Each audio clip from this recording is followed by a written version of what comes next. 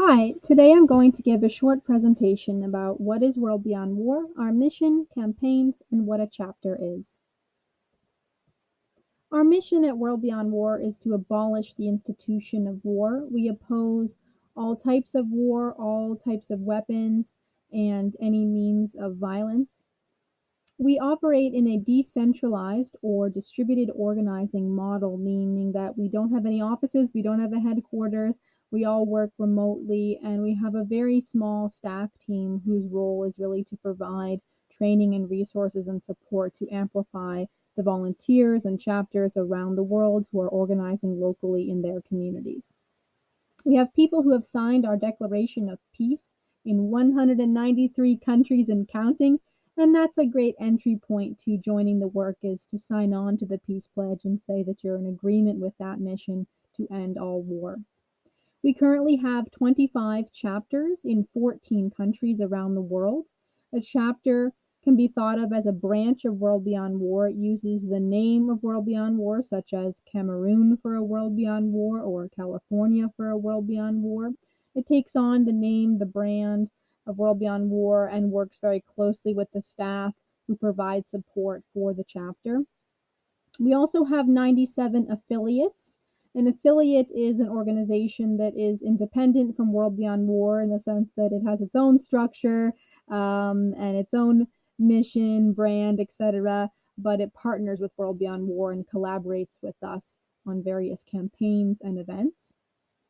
We have over 800 organizations around the world who have signed our peace pledge. That's also a great entry point, maybe for an organization that doesn't have capacity to become an affiliate and partner with us on a regular basis. Anyway, any type of organization can still sign on to the peace pledge, and those organizations are listed on our website. This is the Declaration of Peace that I've been mentioning. So if you go to WorldBeyondWar.org, there are versions of this for both individuals and organizations to sign. And again, it's laying out our mission to end all war and to advocate for a just and sustainable peace. This is a great entry point and a great way that chapters can build their membership is to encourage people to sign on to the Declaration of Peace and start that conversation. This is our theory of change that lays out basically the ways in which we operate and how we approach tackling the institution of war in basically three main ways: education, educating about the problems of war, debunking what we call the myths of war, and laying out the proven nonviolent alternatives to war; plus action, meaning taking action locally in your community to chip away at the institution of war, and that can take many different forms, such as divesting a city from weapons, shutting down a local military base in your area, etc. And then media. That includes both creation of media to put out an alternative narrative, such as our billboard campaign, where we put up anti-war, pro-peace billboards around the world, or our monthly podcast, where we share inspiring examples of anti-war and pro-peace activism and education around the world. So that media work looks like both the creation of our own media, telling our own story, and then also interacting with other media outlets, for example, speaking on radio shows, publishing op-eds in various outlets, and monitoring and criticizing the pro-war mainstream media narrative, which we strive to be a counterweight to that. These are some of our guiding principles, and I've mentioned a few of them already. I'll just highlight a few. Again, we are abolitionist in our approach, meaning that we do advocate for our ultimate goal is to abolish the institution of war.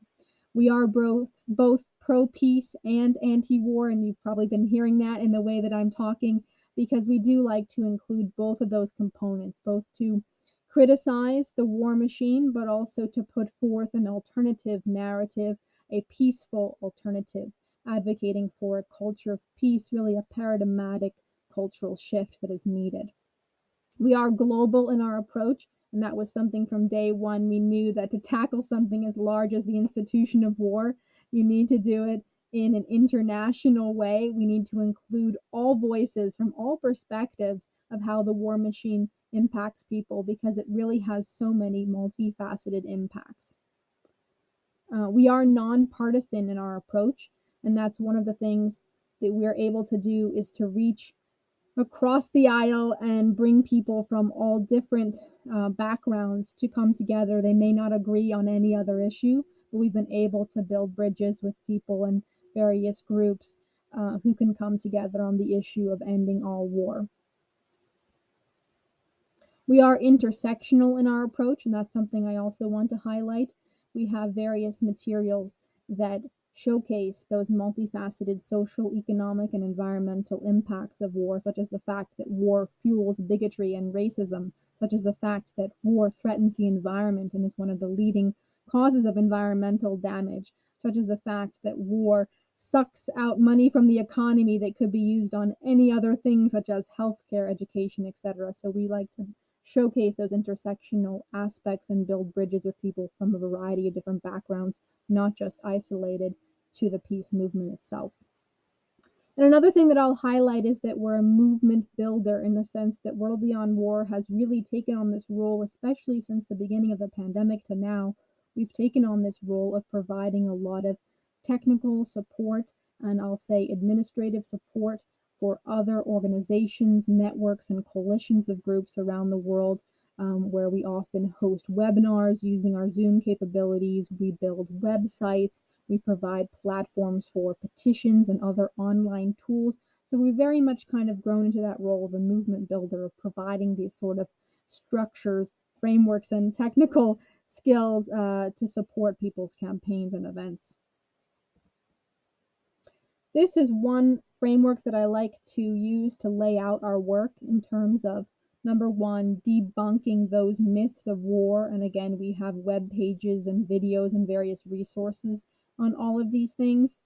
So debunking those myths of war and then laying out, number two, the whys, the 7 whys, the reasons to end war. And I've listed some of those already, such as the fact that war threatens the environment, the fact that war is immoral, etc.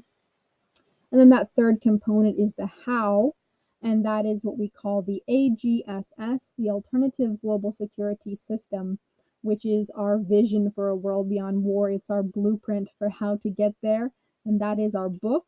And then we've developed many materials that spin off of that book, such as webinars and fact sheets and online courses.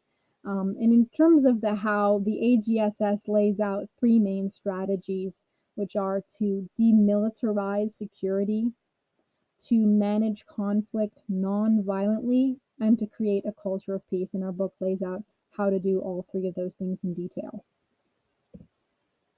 These are some of the many, many resources that we provide. As you've already started to hear, a lot of what we do is creating these resources that can be utilized by activists around the world, both educational and organizing resources. So on the educational front, I've mentioned already, like our fact sheets, for example. Another key educational resource is our Mapping Militarism project, which is a series of maps which we update on an annual basis that maps out where militarism is around the world, where troops are stationed, where weapons are placed, where bases are located, etc. Another great resource is our Peace Almanac, which is a calendar of peace holidays and important moments in the peace movement. There's an entry for every single day of the year, and that's a great tool that you can use to organize an event around a certain day in the Peace Almanac, to publish an op-ed or get media attention around a certain day in the Almanac. And that's basically part of our strategy of creating a culture of peace, is to shift away from celebrating militaristic holidays and to use the Peace Almanac instead. In terms of some of those organizing resources, some of those are listed on the right-hand side here, and I've mentioned a few already in terms of what we can provide to support activists, like webinar hosting, meeting facilitation, graphic design, website design, organizing trainings, etc. So what is a chapter? A chapter advances World Beyond War's mission to abolish war and hosts events, campaigns, and activities that are in alignment with that mission. And really, it can take so many different forms depending on what's happening in your community and what the issues are. So it's really up to the chapters to decide, what their members care about, what resonates in their community, and to focus on a localized focus that falls within World Beyond War's mission. And there is often a local global dynamic in the sense that a chapter may raise attention to a certain local issue that then the global World Beyond War network can get global media attention for that issue, such as a military base in your community or something like that.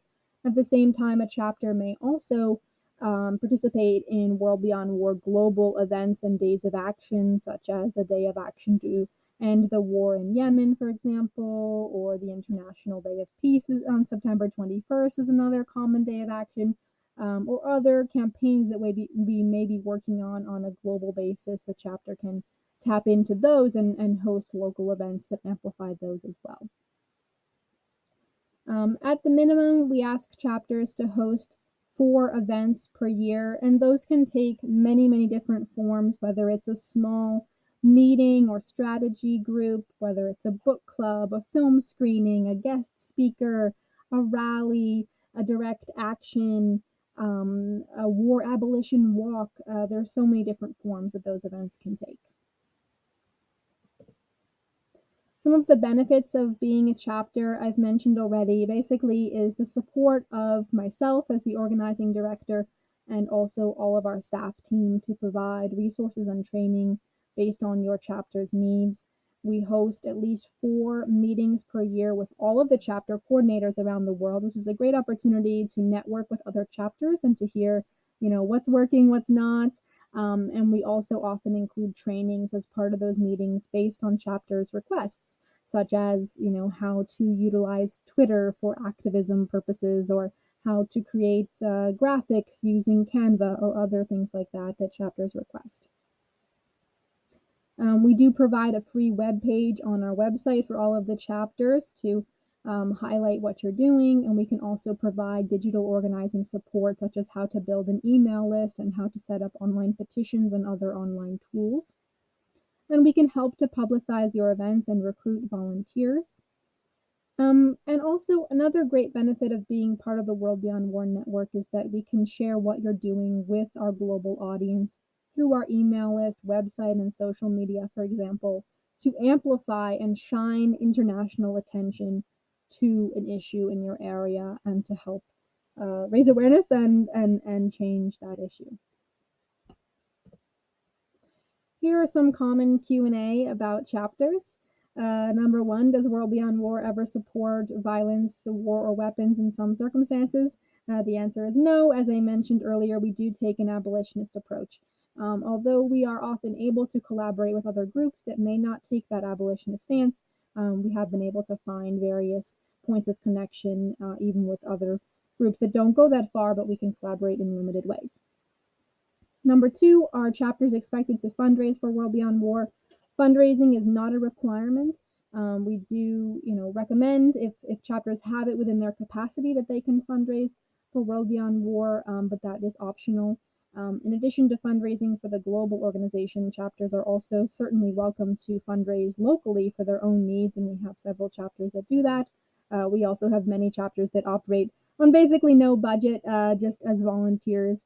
So there's lots of different models, and we can work with your chapter if you're interested in learning how to fundraise. We do provide trainings on that. Number 3, can World Beyond War or my local chapter endorse a political candidate for office? The answer is no. As I said earlier, we are nonpartisan, and also depending on our legal structure in certain countries, such as in the US, we are a nonprofit. We cannot even legally endorse any political candidates running for office. So we always do take that nonpartisan approach. And lastly, what is the legal structure of a chapter? Again, this is sort of very dependent on different regions around the world. Some chapters do incorporate, and other chapters are unincorporated groups. So you can talk with us and we can figure out whatever the best structure is for your area. All right, that's a wrap. You can follow us on all the major social media channels.